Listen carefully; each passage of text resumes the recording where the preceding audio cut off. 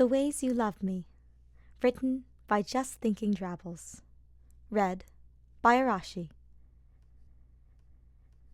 Studying too late into the evening had become a habit of Ferdinand's lately, and it was one he only realized he was pursuing when he felt the sting of exhaustion burning in his eyes.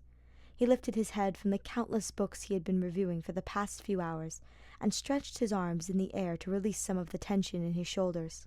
He hadn't meant to be here so long, but with finals coming up, soon he found himself spending a lot of time in the library. Not that he minded too much. Garrigmuck University's library was a moderately quiet place with a vast collection of books and resources that made studying a much easier task than if he had done so in his dorm room. The walls there were thin and the people too loud, and the abundance of noise distracted him from getting any work done. Being here made even more pleasant by the fact that his boyfriend had accompanied him. He looked at him as he sat across from him, and smiled softly. Hubert had his earbuds in, so that he could listen to music while he studied, and his hair fell over his face while he read, creating a curtain of wavy black strands that guarded the sight of his emerald eyes from Ferdinand's view. His eyebrows dipped downwards as he concentrated, and clicked his pen several times with his thumb. Ferdinand glanced at his other hand, which was idly playing with a strand of his hair, and couldn't help but notice the black nail polish on his fingers, which he had helped him paint several days ago, had already begun to chip. Perhaps he could help him repaint them later, he thought absently. As if sensing him staring, Hubert looked up and met his gaze, causing his boyfriend's cheeks to flush. He smirked and pulled out an earbud and cocked his head to the side. "Slacking off again?" he said teasingly. Ferdinand tisked, and his cheeks puffed as he pouted. "If you consider my brief respite slacking, then are you not also doing the same thing right now?" "You have me there," Hubert chuckled, and the irritation Ferdinand felt instantly melted away. The man before him was maddening. Perfectly, wonderfully maddening. Ferdinand reached his hand across the table, and Hubert took it, squeezing gently. It was a small gesture, but it said more than mere words could ever hope to convey.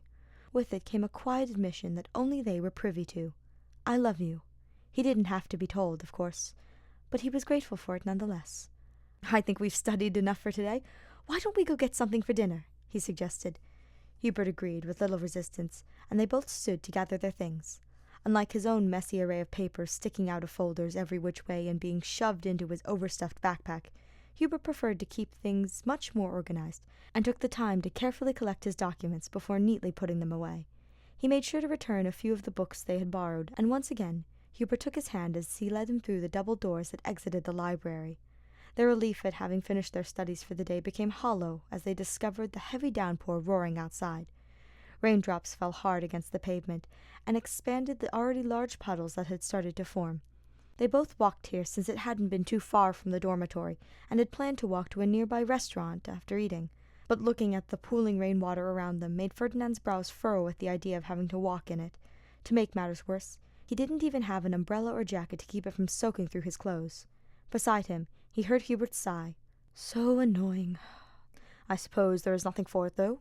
He released Ferdinand's hand and quickly rummaged through his bag before pulling out an umbrella.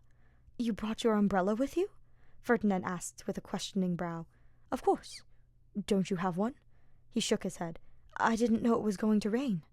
Hubert fidgeted with the handle as he teetered from one foot to the other. He briefly grew quiet as his cheeks flushed a light shade of pink, and then spoke, so soft that the rainfall raging around them practically drowned out his words. We could share it. The umbrella, I mean." It was Ferdinand's turn to blush. "Share it?" To anyone else, it would not have been such a big deal to share the umbrella when they clearly both needed it, and perhaps it really wasn't, especially because they had been dating for a few months now, and had done many things that were considered much more intimate. Yet, still, they could not help themselves from getting shy. "That is what I said," Hubert replied. They stared at each other for another minute more, wordlessly, unsure of how else to proceed with the increasingly awkward conversation. Ferdinand eventually broke the silence. "All right." He smiled afterwards to try and soothe both their frazzled nerves, and Hubert returned the gesture with a small one of his own. He unlatched the strap of the umbrella with a careful, slow pace, and his fingers trembled as he pressed the button to open it. He lifted it over their heads then, and extended his arm to his boyfriend. Ferdinand took it, pleased at the chance to be close to him while he walked. They descended the steps into the hellish rainstorm, and with no way to avoid the pool of water encompassing the parking lot, their shoes were instantly drenched. But despite the future discomfort of soaked socks and shirt sleeves from the moment when the rain managed to slip past their attempt at defense, it was a surprisingly lovely walk. Hubert's voice as he spoke, mixed with the sound of the rain shower, was an unexpectedly soothing sound, and the sight of droplets that occasionally caught in his hair made Ferdinand giggle at how adorable he looked. The air around them was cold as the storm brought the coming of winter, but his boyfriend was warm, and his scent comforting, and he realized that he didn't mind so much as having forgotten his rain gear. In fact, he thought that he might forget more often if there was a promise that Hubert would offer to share with him again. They made it to their destination with relative ease, and it almost made him sad that their trek was not longer. When they came to the door of the sushi restaurant that they often loved to eat at, Hubert released his arm so he could shake out the umbrella, but before he could, Ferdinand cupped his cheek and brought his attention to him. Hubert automatically leaned into the touch, even as he gave a curious glance. Ferdinand raised himself on his tiptoes and gave him a soft peck on the lips. Hubert hummed, pleased at the unexpected yet welcome surprise, and wrapped his arms around his waist, bringing him closer and deepening their kiss.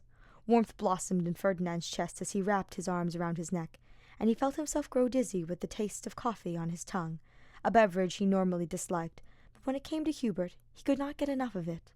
When their kiss came to an end, they leaned their foreheads together as they tried to catch their breath. "What was that for?" he asked. Ferdinand grinned as he brushed his boyfriend's hair from his face so that he could look into both of his eyes. "A thank you for sharing your umbrella with me." Hubert chuckled and took his hand, squeezing it softly as he had in the library. "Anything for you."